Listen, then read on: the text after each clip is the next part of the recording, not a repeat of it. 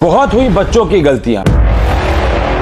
आज की इस वीडियो में बात करेंगे पेरेंट्स की ऐसी 5 गलतियों के बारे में जो बच्चे का जीवन बर्बाद कर सकते हैं।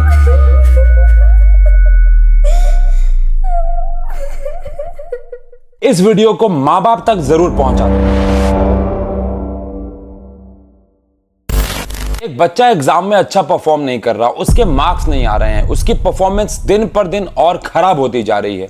इसमें बच्चे की गलती तो होती ही है, कुछ हद तक टीचर्स की भी हो सकती है, बट क्या इसमें पेरेंट्स का कोई रोल नहीं है? क्या इसमें पेरेंट्स की कोई गलती नहीं है? तो आज की इस वीडियो में पेरेंट्स की ऐसी 5 गलतियों के बारे में बात करने जा रहे हैं। Unrealistic expectations.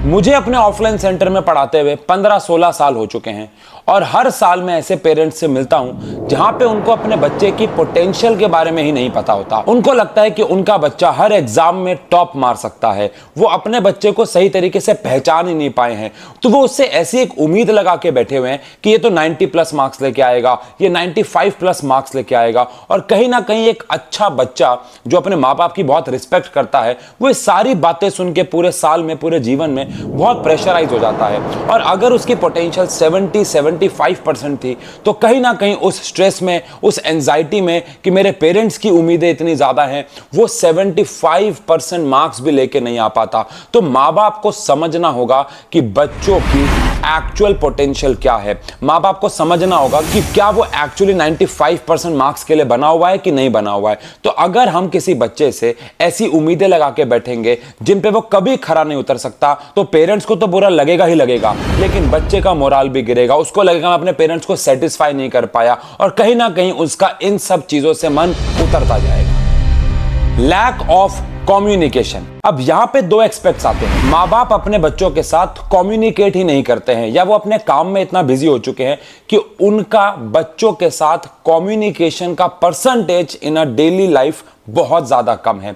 एंड सेकंड, वो कम्युनिकेट तो कर रहे हैं, लेकिन उन्होंने बच्चों को इतना फ्रीडम नहीं दिया हुआ है कि बच्चा अपने दिल की बात कर पाए। मैं देखता हूं कि बहुत सारे पेरेंट्स सिर्फ एग्जाम के दिनों में अपने बच्चे से पूछते हैं कि भाई तेरे पेपर आ रहे हैं, तूने पढ़ाई कर ली कि नहीं कर ली, या सिर्फ यहां पे बात अभी पढ़ाई या एग्जाम्स की नहीं है, उसकी लाइफ में और क्या चल रहा है। क्या वो लाइफ में अकेला फील तो नहीं कर रहा? क्या उसकी लाइफ में पढ़ाई के अलावा भी कोई प्रॉब्लम्स चल रही हैं कि नहीं चल रही हैं? तो यहां पे एक कम्युनिकेशन गैप आ जाता है और बच्चा अपनी मन की बातें नहीं बता पाता है। उसको लगता है कि मेरी दिल की बात कौन सुनेगा, और एज अ रिजल्ट वो अपने घर से बाहर लोगों को ढूंढना शुरू कर देता है जो उसकी दिल की बात सुने। अब जब घर के बाहर बच्चा जाता है तो वहां पे उसको अच्छी संगति भी मिल सकती है, लेकिन ध्यान रहे बुरी संगति का शिकार भी वो हो सकता है।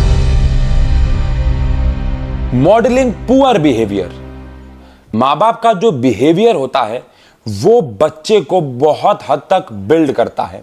अगर माँ बाप ही बच्चे के सामने गुस्सा दिखाते रहेंगे तो बच्चा भी वैसा ही एक मॉडल फॉलो करेगा अपने जीवन में, क्योंकि वो अपने पेरेंट्स को सबसे पहला रोल मॉडल मानता है। बहुत बार मैंने देखा है कि पेरेंट्स की फाइनेंशियल हालत काफी अच्छी होती है, बट स्टिल वो एक ऐसा बिहेवियर बच्चे के सामने देते हैं कि हमारे पास कुछ नहीं है, हमारी फाइनेंशियल हालत बहुत खराब है। ठीक है, बच्चे को एक रियलिटी चेक देना बहुत जरूरी है, बट इसे हम एक बच्चे के सामने एक बहुत अच्छे तरीके से भी रिप्रेजेंट कर सकते हैं कि बेटा हमें पूरा यकीन है कि तू इन सब चीजों को ठीक करेगा। अभी हम लोग वेल एंड गुड हैं, अभी हम लोग अपना अच्छा जीवन जी रहे हैं, हमने तुम्हें पढ़ाई करवाई, अब आगे तुम्हारी रिस्पॉन्सिबिलिटी है कि तुम्हें हम सबको और बेहतर जीवन देना है। लेकिन बार बार अपने हालातों को रोते रहना उनके सामने और बच्चों पे गुस्सा दिखाना, इम्पेशेंट होना, ये उनके बिहेवियर को ओवरऑल अफेक्ट करता है, और ये सारा अफेक्ट कहीं ना कहीं पढ़ाई में भी दिखता है।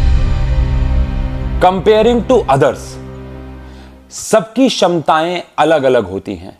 अगर आप अपने बच्चे को बाकी बच्चों से, चाहे वो सिबलिंग्स हों, चाहे वो पड़ोसी के बच्चे हों, उनसे कंपेयर करेंगे तो कहीं ना कहीं अकेले बैठे हुए बच्चा इसके बारे में जरूर सोचेगा। क्या हर एक बच्चा पढ़ाई में अच्छा हो सकता है? क्या हर एक बच्चा फुटबॉल में अच्छा हो सकता है? क्या हर एक बच्चा क्रिकेट में, बैडमिंटन में, वॉलीबॉल में अच्छा हो सकता है? तो आंसर है नहीं। सब बच्चों की क्षमताएं अलग अलग है। आप सबने वो बात तो सुनी होगी कि अगर मैं शेर को, सांप को, मछली को, बंदर को, इन सब को सिर्फ एक ही चीज पे जज करूं कि भैया वो पेड़ पे कितना अच्छे से चढ़ पाते हैं, तो बंदर तो हमेशा जीतेगा ना और मछली तो हमेशा हारेगी। बट क्या इन सब को, जिनकी काबिलियत अलग अलग है, इन सबको एक ही पैरामीटर पे कंपेयर करना सही है क्या कि किसके कितने मार्क्स आए? क्या पता आपका बच्चा मार्क्स से ज्यादा इंटरेस्टेड स्पोर्ट्स में हो। और यहां बात अभी भी इंटरेस्ट की नहीं हो रही है, यहां पे हो रही है कंपैरिजन की। मैं अपने जीवन में ऐसे एक भी बच्चे को नहीं जानता हूं जो दूसरों के साथ कंपेयर होने पे अच्छा फील करता है। और अगेन अगर वो बुरा फील करेगा तो कहीं ना कहीं ये उनके मार्क्स में, उनकी पढ़ाई में अफेक्ट होगा ही होगा। Neglecting emotional needs. यार देखो, माँ बाप हमेशा से बच्चों को सब कुछ देने की कोशिश करते हैं, चाहे वो फाइनेंशियली कैसे भी हो। अच्छा रजिस्टर, बैग, नोटबुक्स, सारा ज्योमेट्री का सामान, किताबें, बेहतर से बेहतर किताबें। बट क्या कभी आपने सोचा, क्या कभी पेरेंट्स ने सोचा कि बच्चे को इमोशनली किन किन चीजों की जरूरत है? क्या कभी आपने पूछा कि बच्चा स्कूल में बुली तो नहीं हो रहा? क्या कभी आपने पूछा कि टीचर का बिहेवियर बच्चे की तरफ ऐसा क्यों है और सिर्फ उसकी तरफ ही क्यों है? क्या कोई और प्रॉब्लम चल रही है जीवन में? बच्चा प्यूबर्टी की एज में आ चुका है, हार्मोनल चेंजेस पीक में है, क्या वो इमोशनली किसी और से अट्रैक्ट तो नहीं हो रहा? इस बारे में बात करना बच्चों से बहुत जरूरी है, क्योंकि बच्चा बात तो करेगा, बच्चा बात तो करना चाहेगा। अगर वो आपसे नहीं करेगा तो किसी और से करेगा, और कोई और इन इमोशनल नीड्स के बारे में उन्हें गलत सलाह ना दे दे। मुझे ऐसा लगता है कि आप सब, यानी कि ये जो पेरेंट्स अगर वीडियो को देख रहे हैं तो वो भी इस फेज से कभी ना कभी गुजरे होंगे। अब आपने भी ये सोचा होगा शायद कि उन्हें कोई एक बेहतर इंसान, एक एक्सपीरियंस इंसान बात करने के लिए मिल जाए।